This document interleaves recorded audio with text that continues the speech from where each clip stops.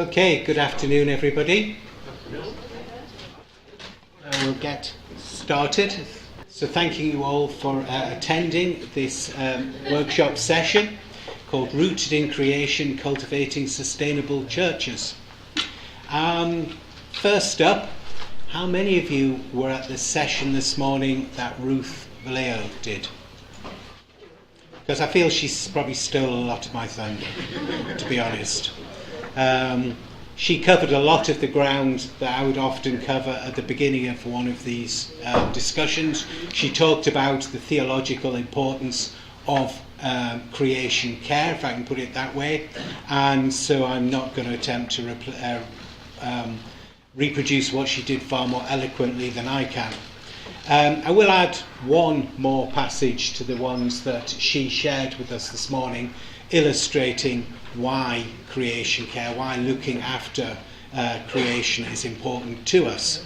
And this comes from the end of Mark, the book of Mark, Gospel of Mark, chapter 16, verse 15, I think. And it's one of the two occasions where we hear the words of the Great Commission.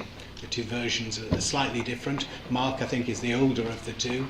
And it says, "Go out into all the world and teach the good news to all of creation." Literally what it says, go out into the whole cosmos, which means every ordered thing created, and teach the good and preach the good news to every created thing. That is our mission in the world, the mission that Jesus gave us, which extends far beyond humankind to every created thing. So that's just an additional passage that I would add to those that Ruth mentioned this morning. We're not really going to be talking about the theological basis for what we do or why that's important. I hope we're not really going to be talking about why climate change happens and its impact and why we've got to reduce carbon and that sort of thing. I'm assuming, since you've chosen this session, that that's familiar to you. If it isn't, we can talk later. I will be in the workshop between in the marketplace between the Hiroshima Eco Church stand and D3's stand. We can talk about that, but that's not really what I'm going to be talking about this afternoon. What I want to focus on really is how churches can make themselves more environmentally sustainable. What can we actually do practically to change the way we impact the world around us, hopefully positively. So that's the focus for today's session. I hope that doesn't come as a disappointment to anybody. Just by way of introduction, my name is Tim O'Brien and I am the Net Zero Officer for this Methodist district. So all of the churches in most of North Yorkshire, York and East Yorkshire. And I've been in position for almost 3 years now, 3 years in May. And at the time I started, I think I was the only district net zero officer. There may be more now, I'm not entirely certain. There's certainly individuals who have that role even if they're not formally employed as such. But the district made the decision to hire me to help it move towards its goal of becoming net zero. And my job really is to advise and help churches move along their journeys, as well as dealing with the various district properties that exist, which aren't many, but mainly to help churches move forward. And it really encompasses three different things. It's specifically about making physical changes to churches to help decarbonise them, things like solar panels and heat pumps and insulation and all those good things. It's about energy and how we get greener energy and potentially how we share energy as well through community energy schemes. And finally, it's about encouraging you, the biggest carbon sinks in all of our churches, to consider what it means to your own personal lives as well as the church buildings. So that's the scope of my work. But today we're actually going to be talking about churches and what churches can do to hopefully make themselves better. Can everybody hear me okay? I do not have a very loud voice, but we have a mic. I can't hear it, so I don't know whether it's picking up correctly. This is supposed to be what the organisers have discussed said is a listen and reflect session. I think they assumed it was me talking and you reflecting on it. Ideally, I'd like you to talk as well, to tell me about the problems you're facing, the things you might have done that you might want to encourage other people with as well. So there is a section for questions at the end, but don't feel you have to wait until the end in order to ask a question. If it comes up at a point in the presentation when you think it's important, other people might think it's important too. So don't be reticent about interrupting me and asking questions if you think it's appropriate. Or just want to comment, that you've done what I've just said and it worked or it didn't work or there was a problem or whatever. So please feel free to take part. So we're talking about cultivating sustainability, but what do we mean by sustainability? It of course means a lot of things to a lot of different people. Within the context of this discussion, we're talking about sustainability in three particular areas. We're talking about principally environmental. Whoops, I've just leant on the adjustable height button, which is conveniently located here. We're talking principally about environmental sustainability, by which we mean stewardship. How we protect the environment around us, how we reduce our impact on that environment, how we ensure that it is there for generations to come, how we sustain it going forward. But it also includes what we refer to as social sustainability. And this is about ensuring that what we do impacts people around us positively. Because there are a lot of things, obviously, we could do to make a church very, very environmentally stable. We could close it, for instance, which would instantly reduce it to a net carbon zero state. However, that might have an impact on the other things we would like the church to do. And those other things fall into that broad heading of social sustainability. That is actually what the church does most of in its day-to-day existence. It is a social sustainability. It is a community body. It is about cohesiveness in society and improving the lot of people in society. That is a core function of a Methodist church. And it's something we tend to do quite well. It's where most of our focus is. And finally, we can talk about financial sustainability, because with the best will in the world, we don't have huge amounts of cash to make our buildings fully environmentally sustainable. We've also got to manage our finances along the way. We could throw all of our cash in putting air source heat pumps and solar panels on a church and be broke and have to close the church.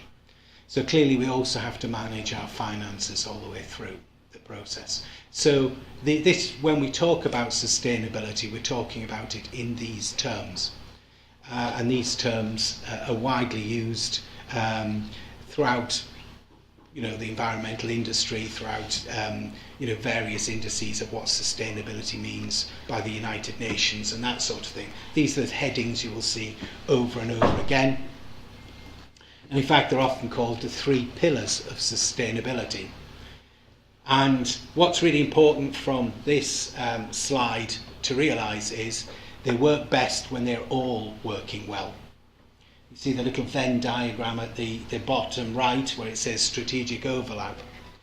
When those 3 sustainability pillars are all working well, that's the sweet spot. That's where we want to be, where we'll continue operating as a church going forward because we're financially stable, we're providing the social benefits that we hope that is our raison d'etre, but we are also positively impacting or not negatively impacting the environment around us. They work together.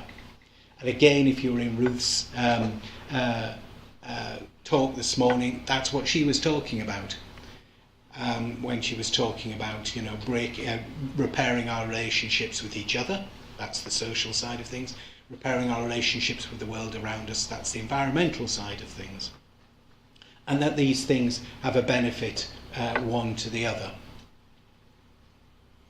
So that's where we want churches to be sustainable. This discussion is about environmental sustainability, but it takes into account the other two areas as well. Does that make sense to everyone? Yeah? So what is the district trying to do?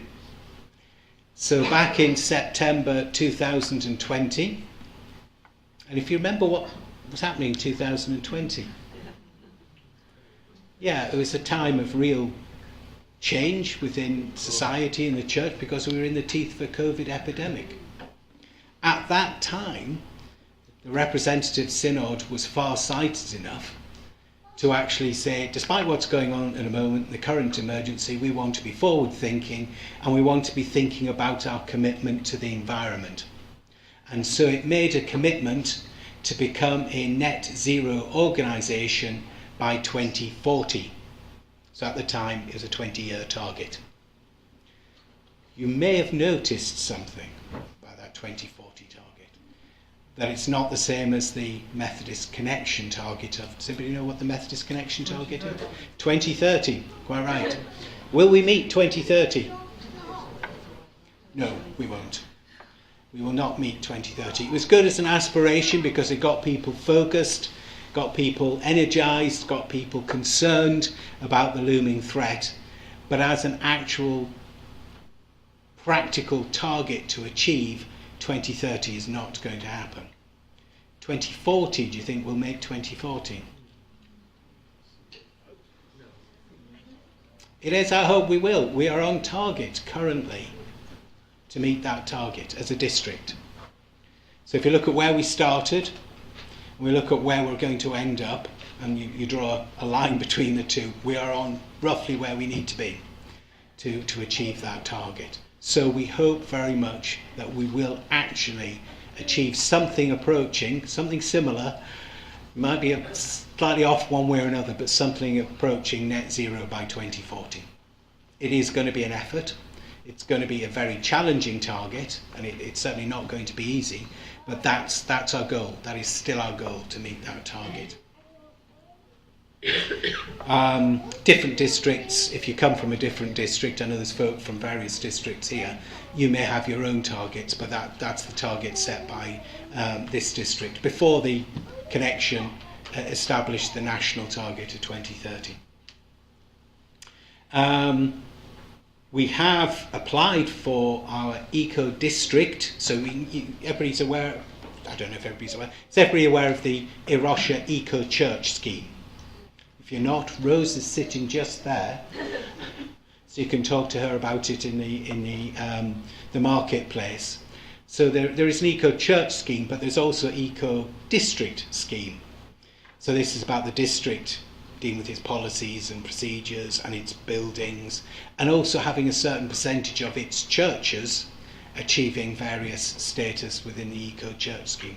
So we've achieved the level necessary to get our first award, the bronze award, as an eco district, but we've applied for it, but we haven't had the response through yet, so I can't actually tell you we are a bronze eco district, but I hope very shortly we will be able to announce that we've achieved that.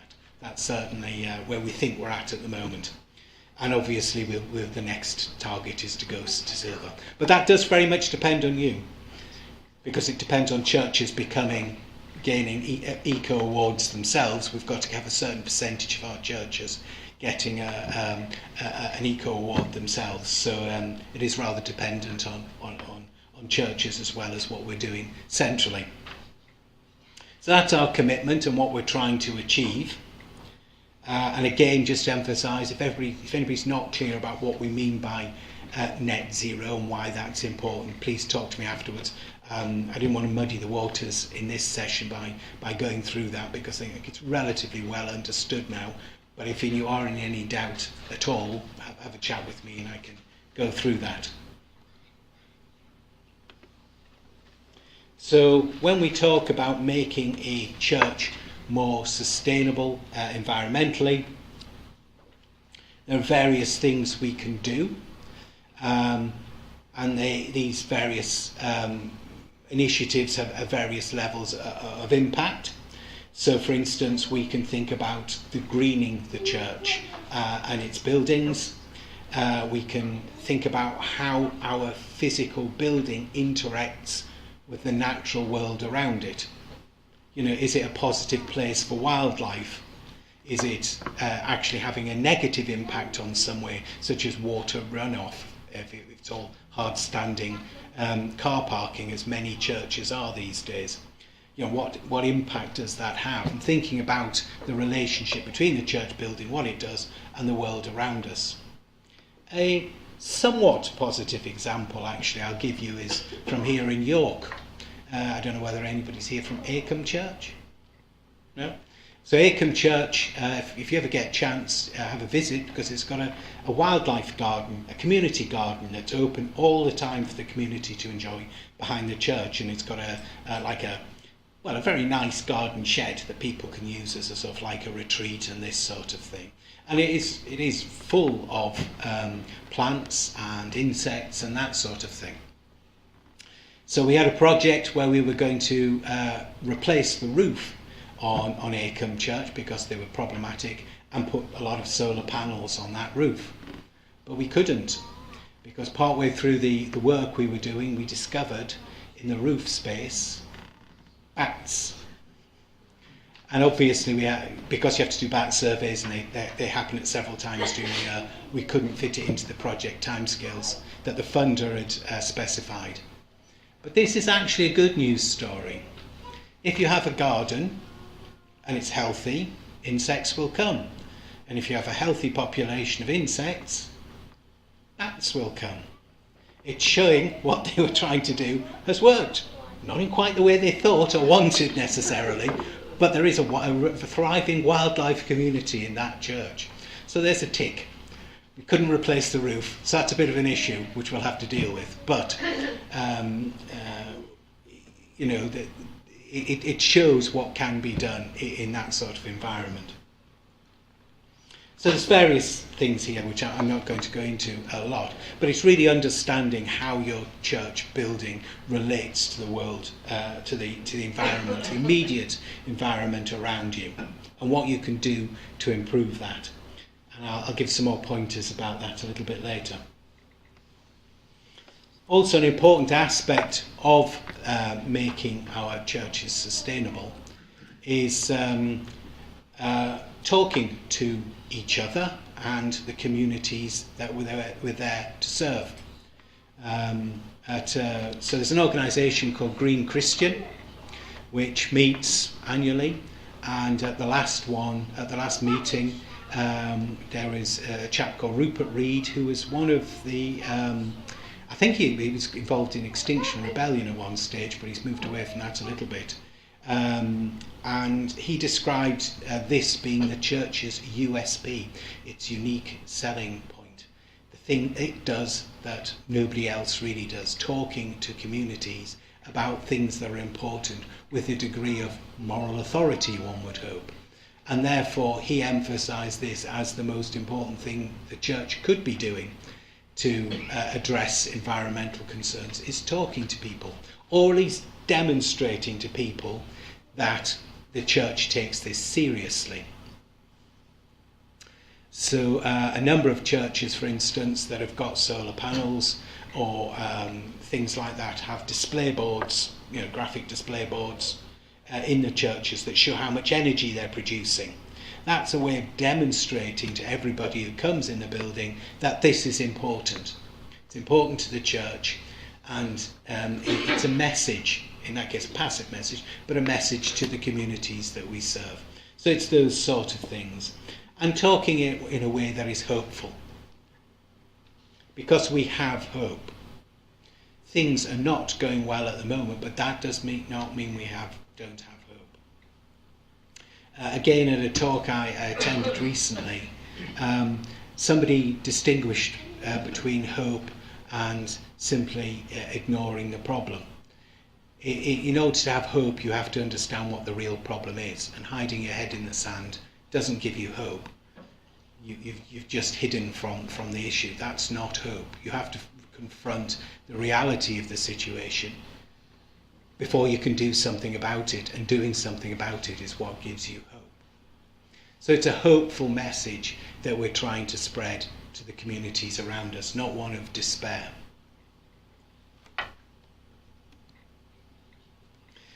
And this brings us on to the perhaps another section, which is something we've been considering more and more recently.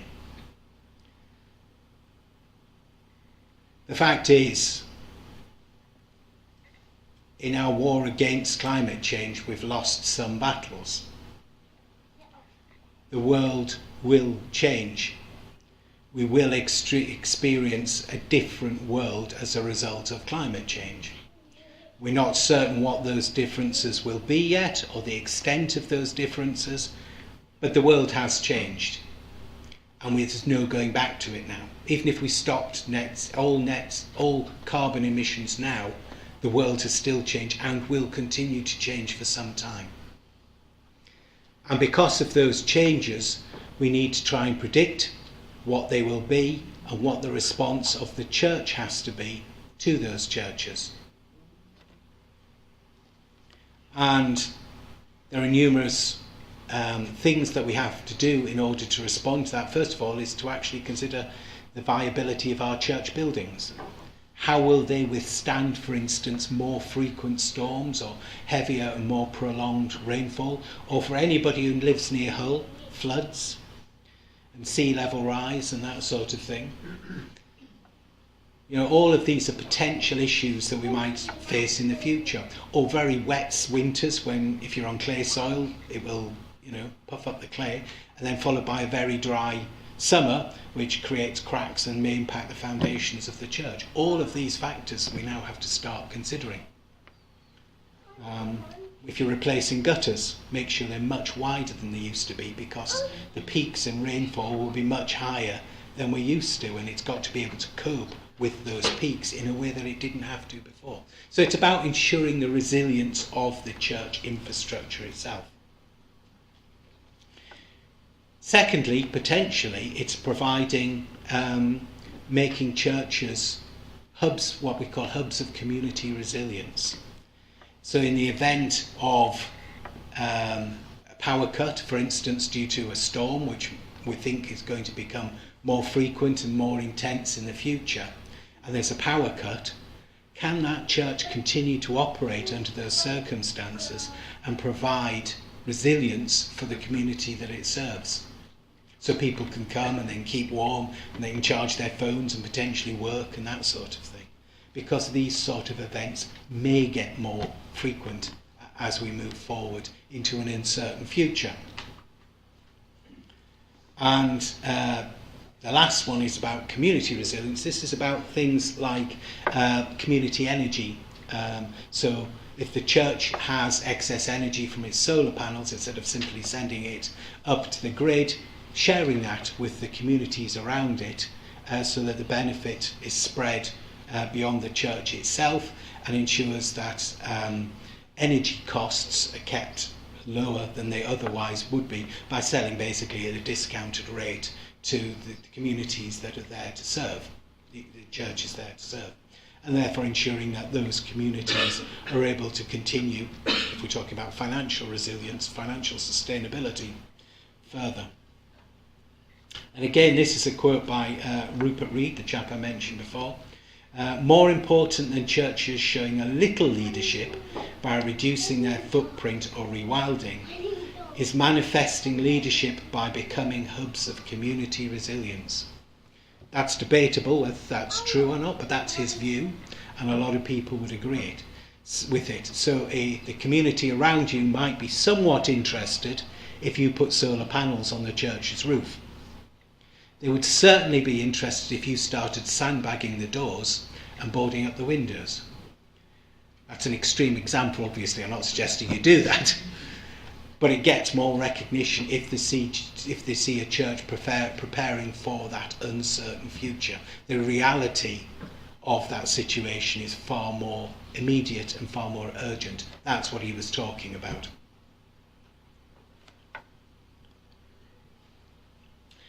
So what have some churches done to achieve this. Some examples of what's happened in our district. These are all examples from our district. Obviously, churches beyond our district are doing various other things as well. But I've tried to keep the examples as local as possible.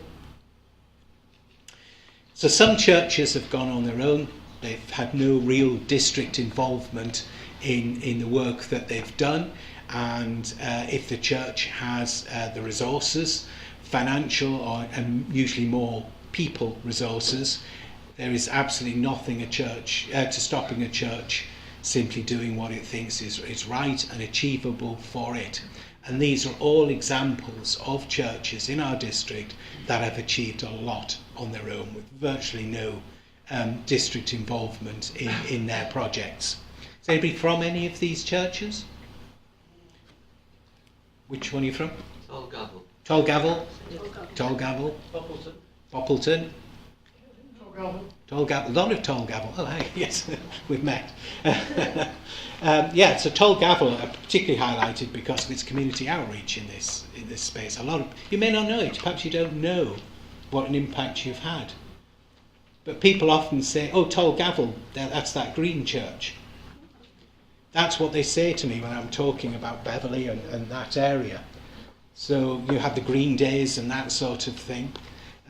So you may not recognise that of your own church, but other people have recognised the impact you've had on the community around you, because people say, "Oh yeah, Tolgavel," and they know about it. Driffield Methodist Church is perhaps an extreme. Nobody from Driffield. Driffield is the extreme example, I guess. They built their church from scratch. They knocked the old one down, they rebuilt it. And they rebuilt it with a very definite environmental focus. So they have a ground source heat pump, which is where you put a lot of pipes underground. And most churches can't, because you don't have that much space. You can't put a car park on top of it. You don't have that much green space to do it. So their heat pump is under the church. So they put the heat pump in, then they built the church on top of it. And Driffield Methodist Church is a gold eco church. They won that award, I guess 6 months ago, something like that. And their whole church is about as close to a net zero church as you can reach. So that's a really extreme example of what can be done.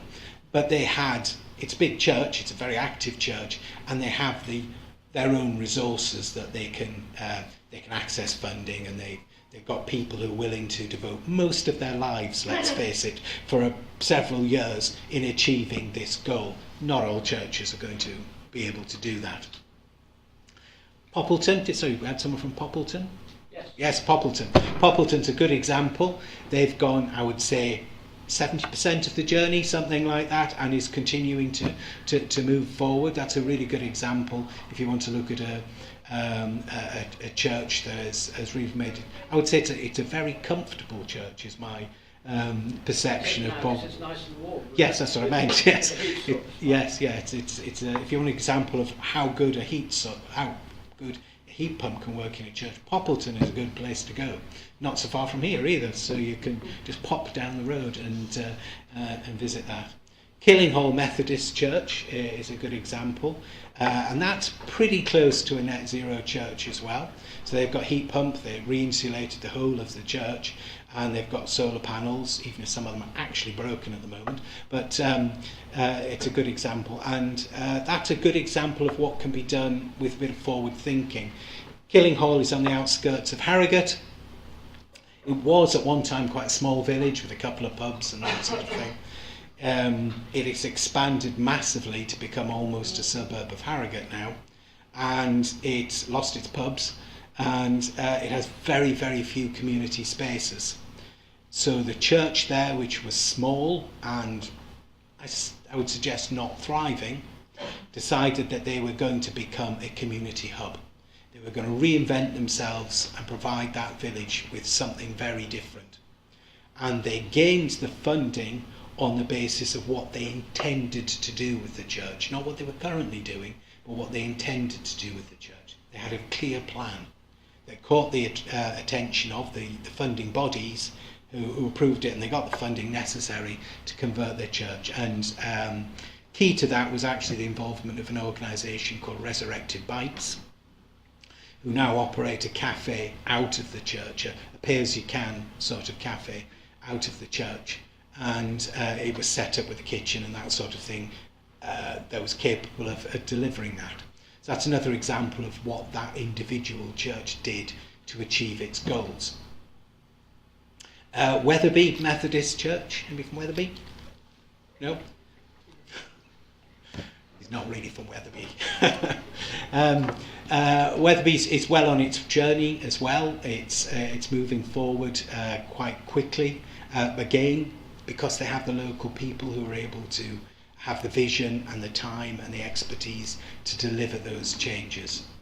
And finally, Sewerby actually was done some time ago. Anybody from Sewerby on the coast near Bridlington? That's, again, a church that's pretty close to net zero in terms of its insulation, its air source heat pump, its solar panels, and what else has it got? I think that's it. Oh, in its LED lighting and that sort of thing. So, that's pretty close to, and I think that was the first of the district churches to get that to that level of physical change within the church. Driffield probably has the edge in terms of more extreme, because it's got up to that gold level in Eco Church, and therefore is addressing other areas beyond just the physical building. So there are plenty of really good examples of individual churches that have achieved a high standard of sustainability. But since over the last 3 years or so, a lot of the effort of the district has been spent in creating and delivering projects for multiple churches at once. So there were 3 big projects that have been won, and I think it's worth highlighting at this point that we used to have a fundraising person called Daryl Borreman, who actually did a sterling job in getting funding for a lot of this to happen. So just to do a hat tip to her. So the 3 projects, the first one was T and PV. PV stands for photovoltaic, i.e. a solar panel. The second one was Net Zero Near You, and the third one was Building Sustainable Hope. And each one of those has become more and more ambitious. The first one proves that we could do a multi-church project. The second one did it a bit further, actually fewer churches, but we did more at those churches than simply install solar panels. And then finally, Building Sustainable Hope started off relatively small but grew, and eventually ended up being 20 churches across the district. Some a lot of work, like Northallerton, and some less, limited to something like LED lighting and that sort of thing. And there are numerous advantages to doing these multi-church projects. The main one being funders like it. The people who give away money for funding like to give away big amounts, not small amounts, because it's easier for them to administer. And it's as much effort to apply for a £5,000 grant as it is for a £500,000 grant. So go for the £500,000 grant and group lots of churches together is our theory behind this. And therefore we try and group churches into projects. We were actually discussing that today about a new fund and what we could do to group them. And as I said, it has numerous advantages. It allows us to develop ongoing relationships with those funders. Because if you're an individual church, you're going to talk to them once, you're going to get the money if you get the money, and then that's it. You're probably never going to talk to them again.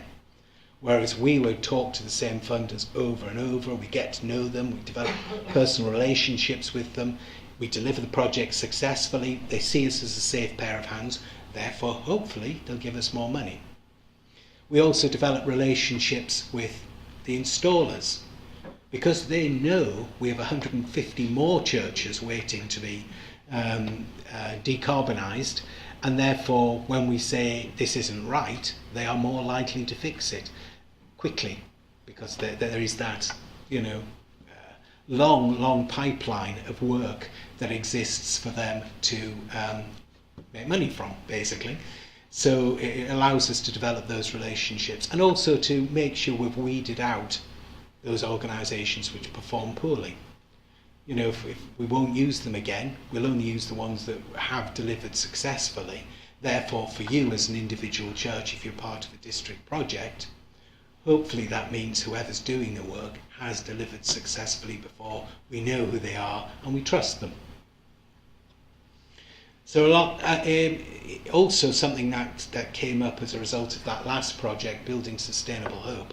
I mentioned Acomb earlier and the problems we'd had at Acomb. Now, if that was just an individual church doing that project, what would have happened to the project? That's the end of it. We'd have just had to give the money back, because there's no way it could have continued under those circumstances.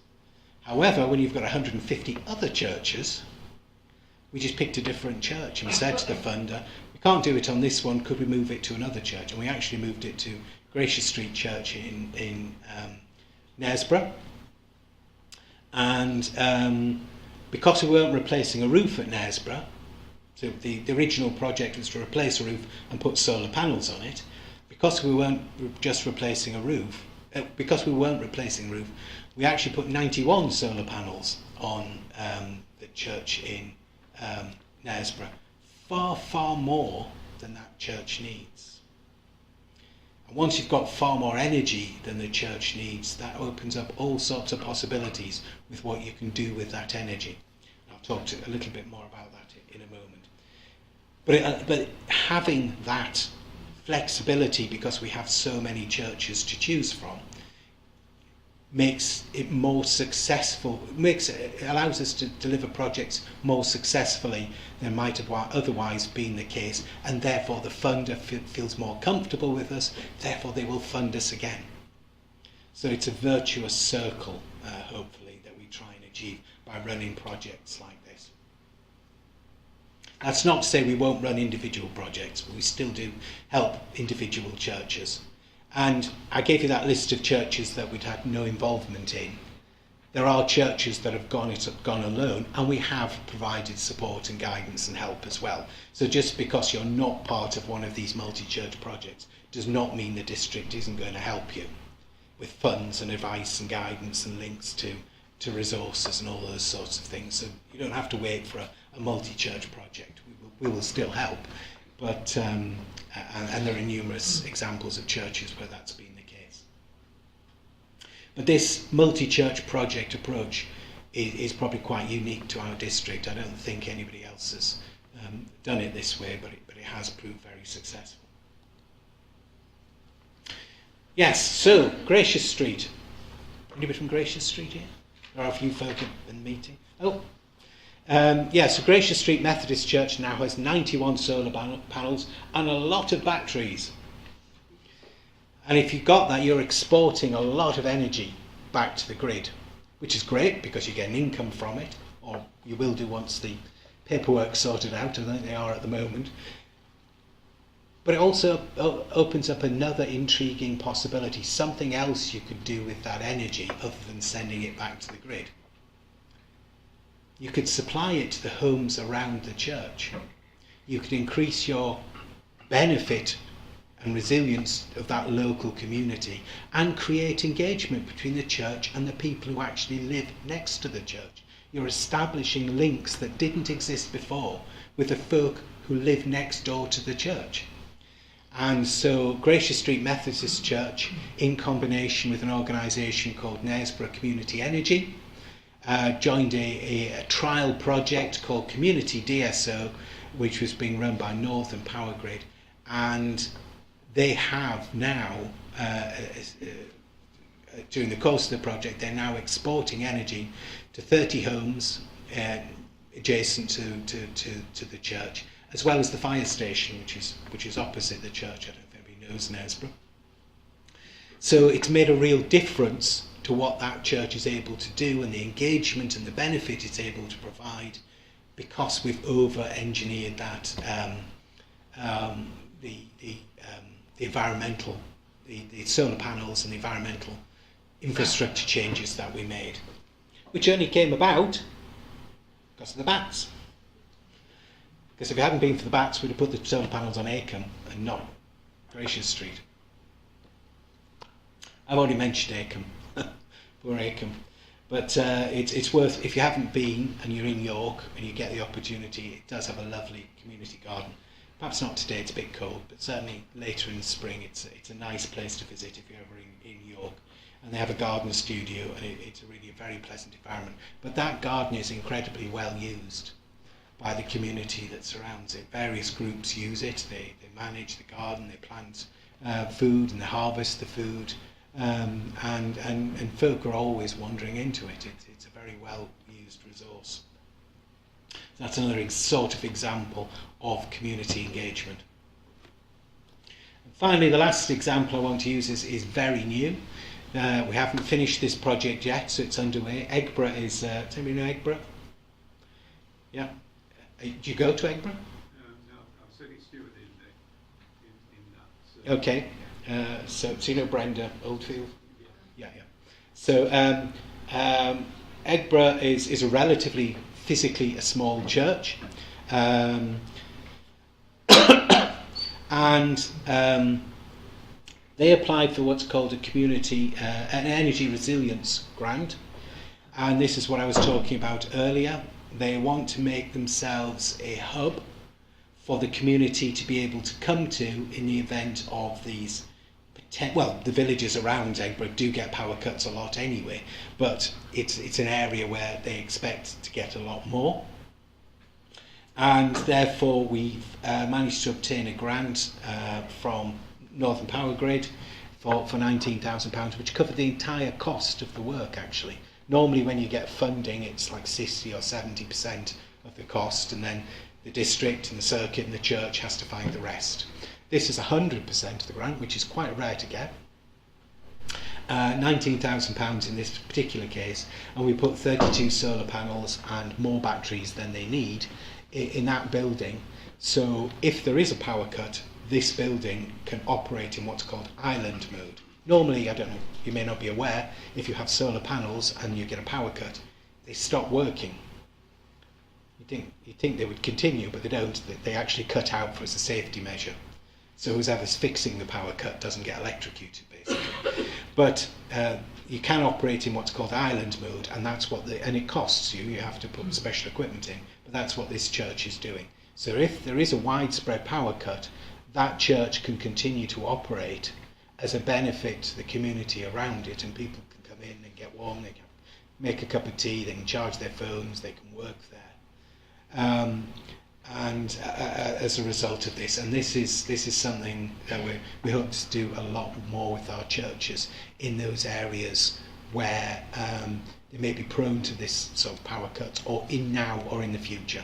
So on the coast, in the villages around Hull, the villages along Rydale, for instance, all of which potential targets. Can I ask whether you can kind of retrofit the island mode equipment where you've got solar panels? Not always. Okay. It depends on the technology that's been installed. So sometimes you can. Unfortunately, especially with older kit, sometimes you can't. So it does depend, and it is quite. It's like £3,000 to get to the point where you're able to operate in island mode. Actually, that used to be the case. There is some kit now, some technologies available where it comes as standard. And that we're looking at those at the moment about whether we should be equipping all churches as standard to be able to operate in island mode. That's something we're thinking about.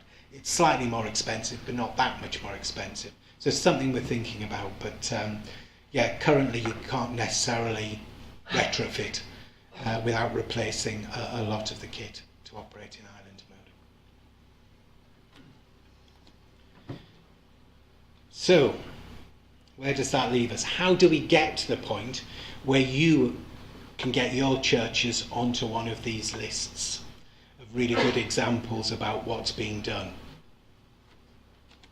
And this is probably the most important slide to look at as far as this is concerned. This is what I tell to every church that I visit. These three things are what you've got to have in place.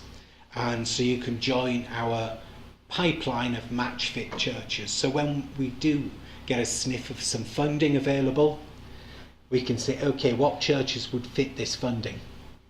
And we look at our list and say, oh, these 10 churches we think will fit. But the churches have to be ready to go, because often the window for applying for the funding is sometimes ridiculously short. So we have to know about you, and we have to know you're ready to go. And what we ask is to have these 3 things that enable us to do that. First of all, most funders, not all funders, but most funders are not interested in funding a worship space. They're interested in funding a community asset, something that benefits the community around the church, not praying and singing hymns.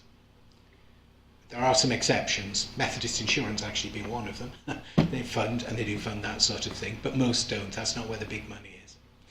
So you have to be able to tell a story to the funder that illustrates to them why this particular building is worth supporting. What do you do for the community around you? And when churches go through this exercise, they often surprise themselves of exactly how much they do for the community around them. Once you start writing it down and actually quantifying how many people pass through your doors, you often think, actually, that's a lot more than we thought. Actually, there may be 20 members, but 300 people use this building on a regular basis. Those are the sort of numbers we do actually often encounter. That makes it a viable target for an external funding bid. So that's what we need to know. What is your story? What's your narrative? And it's got to be documented clearly. And it's got to be, I'm not saying you make it up, by the way, but don't, make sure you emphasise the benefit. If I can put it that way, don't hold back, because everybody else who's applying for the funding, they are not holding back about what they're saying happens. So even if it's things like if you rent it to children's parties, that's a community benefit. Even if you get an income from it, you are providing a service. Yes, you're getting paid for it, but you're still providing a service, a community service. So make sure things like that are captured. And well, how many people come? How often does it happen? That's footfall through your church. So make sure you have a very clear story about why this building is important to the community. The second is you've got to be able to demonstrate to the funders that you know what you're talking about in terms of the improvements that you think are necessary. And you may know what they are. You may know that you don't have solar panels and you've got a leaky roof and the whole thing is, rattles when the wind blows. But you've got to be able to demonstrate to the funder that it's been assessed as that. And therefore what we encourage churches to do is get an energy audit. And, make no bones about it, energy audits can be expensive. But they ensure that what you are suggesting to a funder is clear and technically feasible. That someone has looked about it and said, yeah, that roof will support solar panels.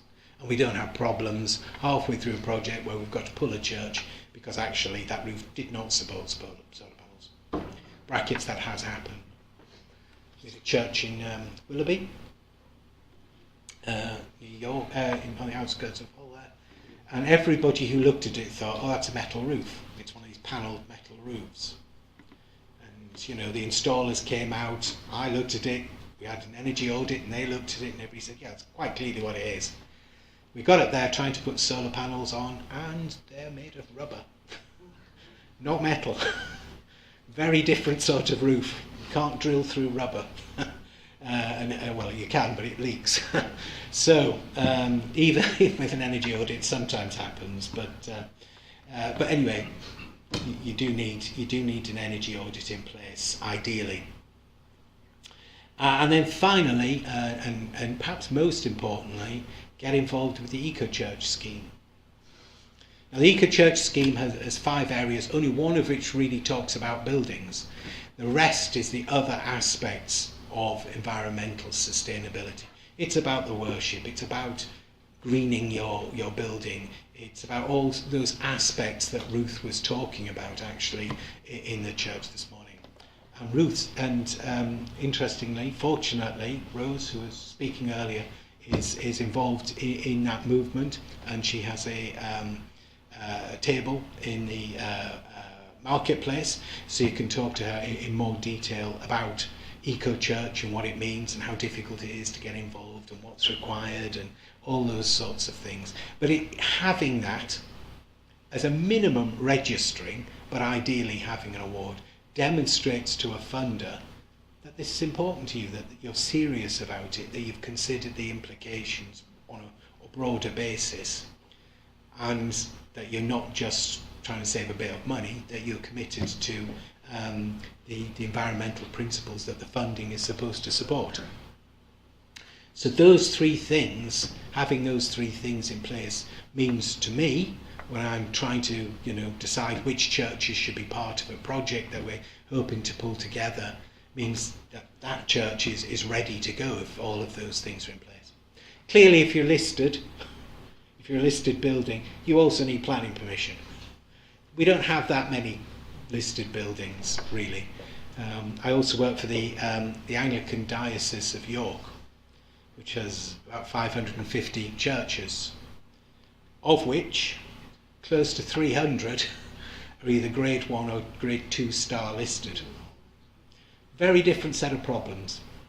But fortunately we do not have those problems. There's relatively few churches that are listed, which cause problems still, but we know we are working to get around those, and typically it's only grade 2 listing, which you can still do things with.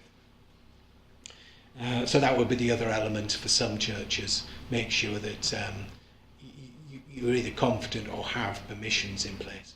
Conservation areas, by the way, are rarely such a problem. Just having a church in a conservation area, for instance, doesn't stop you have solar panels. Gracious Street is a good example. It's in the middle of a conservation area in Knaresborough. We put 91 solar panels on. We didn't even need planning permission. It's part of the permitted development rights for the church, because they didn't face the main road. They were facing in other directions. So that shouldn't stop you. Listing is another issue. We do have to deal with that. There are lots and lots of resources available to churches to become more actively involved in this. Obviously the district and the circuit and circuits are involved. We have a Getting Greener Facebook group, which if you're not a member and you want to understand what's going on and get notice of events and funding opportunities and that sort of thing, that's where they are. That's the Facebook group. Obviously talk to other churches. The churches I've mentioned is a good place to start. We have resources at connectional level. So Hamish Lees has been in place for about the same sort of time as I have. He's the Director of Environmental Engagements. He's more on the softer side of talking. And Anna Newlove, who's based up in Carlisle, she's the Net Zero Property Officer, so she can provide advice and guidance on physical aspects of changes to buildings from a net zero perspective. And the Eco Community Network, which is also supported by a Facebook group, is connectional wide. In fact, it's led by Ian Rutherford, who some of you would have heard speaking last night if you were here, from Manchester. He leads that, so he's about, you can talk to him. And also, obviously, we have Russia, various external organisations in Russia run the Eco Church scheme. Climate Stewards are another good source, not only offsetting, which is what they do, but they provide a wide array of resources. Green Christian and Operation Noah are both well-established Christian organisations that provide all sorts of resources to churches. And perhaps most importantly, get involved outside the church. A lot of towns, even villages, often have community energy groups. And this is a really good opportunity to step outside the boundaries of the church and engage with those groups and let them know that the church is involved and wants to be involved and wants to contribute to this issue. We are quite short of time. Sorry, I rambled a little bit. Yes? I was interested about this business of the local houses getting power from the church. Yeah. But surely that's not independently supplied. It all goes into the grid, I suppose, sort of filters. Yeah, so there are I'm simplifying things. There are basically two levels to the grid. There's the high level grid, there's of the motorways of power. And this is the big pylons that march across the country on the undersea cables. And that's maintained by National Grid. And then there is the low level grid, which is basically the substations which take the power from the high level grid to our homes and buildings and that sort of thing. The problem with the high level grid is it's at capacity, or there's no more capacity left. So the energy companies would really like no power to go up there. So they are supporting community energy schemes where the power stays within the low voltage grid. So it never goes beyond the substation. That's the plan. Yeah, but it comes from the church into the local grid. It does. Sort of picked up. Yeah. Kind of, I mean, the electricity, you can't identify any particular bit of electricity. No, you can't. No, but you can say a percentage of the substation's power comes from fully renewable sources, i.e. the solar panels on the church. And the people who partake in the scheme benefit from that. Now, clearly, Sort of lower prices or something. yes. Yeah, either there are various models. Either it's a lower price than they would normally pay. The church still does get paid, by the way, for the energy it exports. Just in case anybody was in any doubt, financial sustainability being an issue, the church still gets paid for the power, but the people who buy it pay less than they would otherwise. So typically, for instance, if you're on something like Octopus, you pay, 25 pence a unit from Octopus during the day.